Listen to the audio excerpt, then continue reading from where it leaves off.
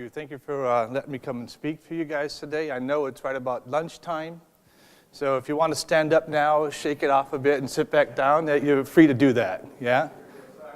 Okay, thank you. I think that's the part where I'm trying to get into is just about that, and that is, I know you're tired, and I know that's what we're trying to do nowadays, is to figure out how we move away from that box as a telco carrier and be able to provide the service that we want to achieve, right? And I don't know how many people here work in the telco industry, but I know, talking from the thought leaderships around the region and around the world, is that they're now calling your help desk, not because of your pipes, but because of the device or because of your OTT applications, right? So you're doing a good job keeping the pipes up, but now we need to get into more, not about product, but in how we actually keep that service for you. Because those customers are your number one marketing people, yeah? They're the ones who tell the experience of their friends and how to move to your service, how to add the new OTT app, right? You don't see marketing campaigns for WeChat, you don't see that for Skype, you don't see it. But you see a lot for your own carriers and your own companies. And you probably waste more money than you're not, but you're going to make money by valuing that customer that you have. Okay? So I'm going to do a little thought leadership. I'm not going to give you a marketing campaign on Huawei. We're in the news enough. Yeah? So I just want you to think about a few things. The definition of service, right? Let's just look at that definition. It means delivering value to the customers by facilitating the outcomes, right? To the customer's wants. That's important. Yeah? It's not what you as technologist people want, right? They don't care what's in that back end. They just care that that thing is actually working and providing what they want, right? And to get in with that service is that then we can get into what we want as the experience, right? So what I talk about the experience here is, when was the last time you actually did a survey for your own customers? And believe it or not, everyone here has a customer.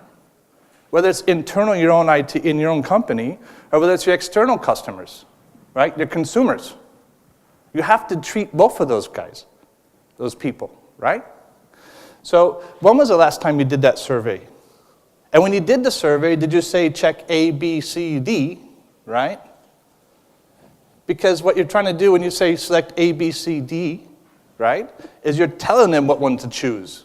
You're already trying to determine the outcome of their experience. Yeah? Forget the A through Ds. Make it blank. Get your right marketing people to really understand what they really want, and then build it around that. So, as I say, you could talk to Amazon, you can talk to all the people, talk to Huawei, and yeah, we'd love to sell boxes. Yeah? We'd love to sell you more products. But selling a box isn't going to create the best service for you, right? It's not going to solve your tsunami of data. It's not going to do all this, right? It's just not going to do it.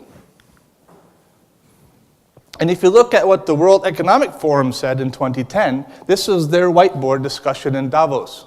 I was there. And if you look in the center, oh, I just turned it off. Okay. I think there's a beamer, right? If you look in the center here, who's actually the one that's going to benefit? It's the suppliers that are going to benefit more, right? It's a technology shift. So guys like Huawei, the guys like IBMs, the guys like HPs, the guys like Amazon, that's what the whole cloud computing, I did it again, that's what the whole cloud computing was set up to be at the beginning, is to get those guys working. You don't see anything in there about user experience, do you?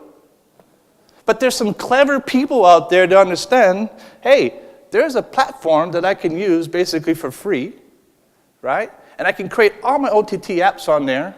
And there's two parts of OTT, right? There's the small people that just make a lot of good things, and there's ones that actually pay for pipes as well, right? But they figured out a way to make it work,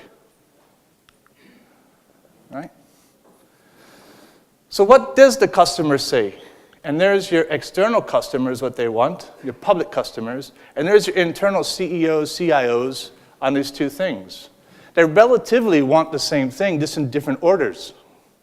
So one shoe, one size doesn't fit all, right? I mean, obviously, if you try to put on my pants, you can wear it as pajamas, right? With your whole family, maybe. But the thing is here is that everyone wants lower costs, everyone wants agility, everyone wants speed of service, everyone wants reliability. But have we actually did that, putting your own self in the shoes, right?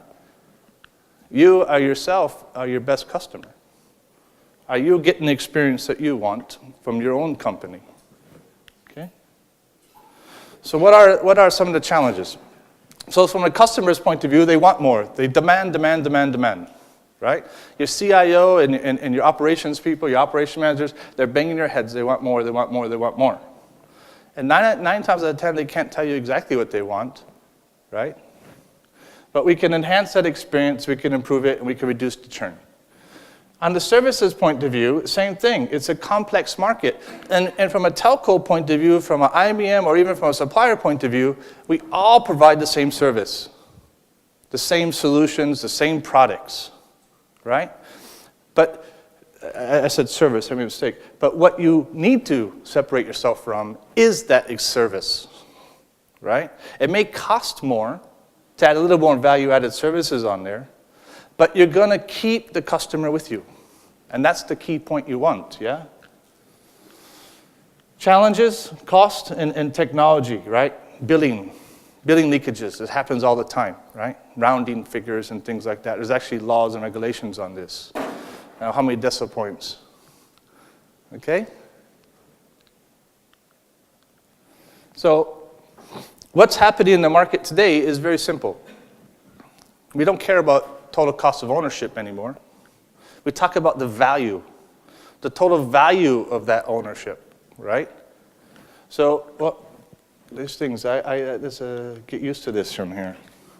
So from a revenue point of view, you got that customer experience and the operational efficiency. Those are the two main things that's going to drive your revenue, right? Not how much that box is going to keep you, right? It's those customers' experience. So let's keep focusing on that. And there's a lot of systems and tools out there from a lot of different places to help you on that. So the value of that roadmap is very simple. And I know we sell a lot of broadband, there's a lot of fiber out there, but I think death to the cable. There won't be cables anymore soon. Even in the data center, there won't be cables. Yeah? The bandwidth out there, the way the governments are treating the spectrums is just going to be opened up and be completely open. And that's what's driving what's happening here in that private cloud to actually be a personal cloud. Yeah? So another good example of OTT, yeah? So that personal cloud, from now to 2014, is actually taking shape, and people want it. And that mobile phone that you have for that experience is life, right? The mobile phone OS today, as of today, and as of probably actually last month, has overtaken the OS on the Windows desktops, right? So if you're still thinking about into that desktop mode, and you're still thinking into that server mode, but the trend's going the other way, yeah, you need to shift your strategy a bit. You really need to shift it. And where we are today in that value chain for the cloud is, if you see here, reduce cost, improve the process efficiency, improve the flexibility. That's where we still are today. But to be, you still got a whole chain of events to happen. Yeah? GDP growth and so forth. We're still far away from what you can actually do with the existing technology that's out there. And those of you who are in the telco world, there's 10 trends. I won't get into that world. Anyone who's here from a telco? Okay, not so many, so I won't go too fast on this, but I'll give you the slide if you want it. Yeah. So there's device battles out there, right? There's Samsung, there's Huawei, there's Nokia, which we might buy, right? There's a lot of devices out there. The personal cloud, the enterprise app stores, Anyone have their own app store? Anyone making money from it? Might as well host that on AWS. It's cheaper for you, right? A hybrid completing big data. And what is big data, right? Big data is just something that tells you that you couldn't manage your data in the past, right? You've always had a lot of data. You're going to get more data, right? You had your CRM databases, you had your ERPs, and what have you done with that? Nothing. It was like buying an old suit and hanging it up. You wore the wedding dress one time, and you hung it up in your closet, and left it there, and hopefully you have a daughter, and you can give it to them to wear, right? And that's basically, when we talk about big data, that's what's happening.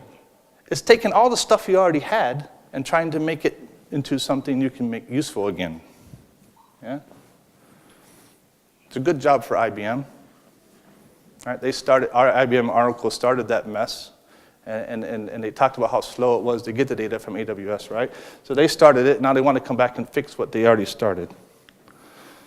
Okay? The other thing I'll talk about is the motivation wheel from the customer. So in here, there's the motivation of the customer is very simple. Is the Clinton syndrome, don't ask, don't tell, right? Okay? Operators and the CTOs and the CMOs, they try to dictate where you want to be. But you know what? They came from a networking background as well. And if you give them an iPhone or an Android phone in front of them, they can't even use it. So how are they going to help you, right? Act before it's too late. Operators concerned about the churn and proactively addressing users and issues. If you're really concerned about that churn, then start talking to your customers, not waiting for them to call you, right? I mean, when I arrived in Singapore, I didn't receive any SMS telling me what's going on, but I want to know. Yeah, where can I go shopping? Where can I bring my wife? What's happening at the Sands? What's happening at CommunicAsia? Anyone get an SMS about CommunicAsia? You registered, you put your phone number on there, but did they send you anything to tell you what's happening? No,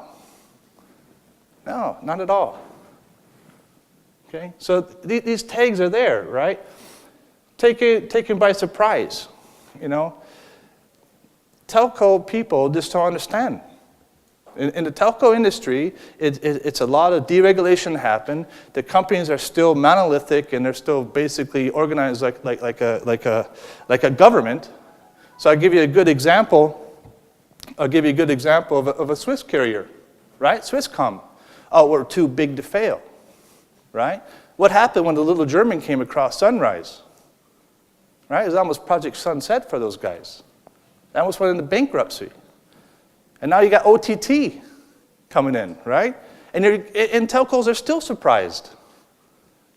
Someday we'll get it, right? Someday we'll get it. Okay? So just a few examples on what you can do to help you get you some better experience, yeah? So let's take the internal customers. And you heard the guy from KT talked about you got to take it from the business layer, and I totally agree with you.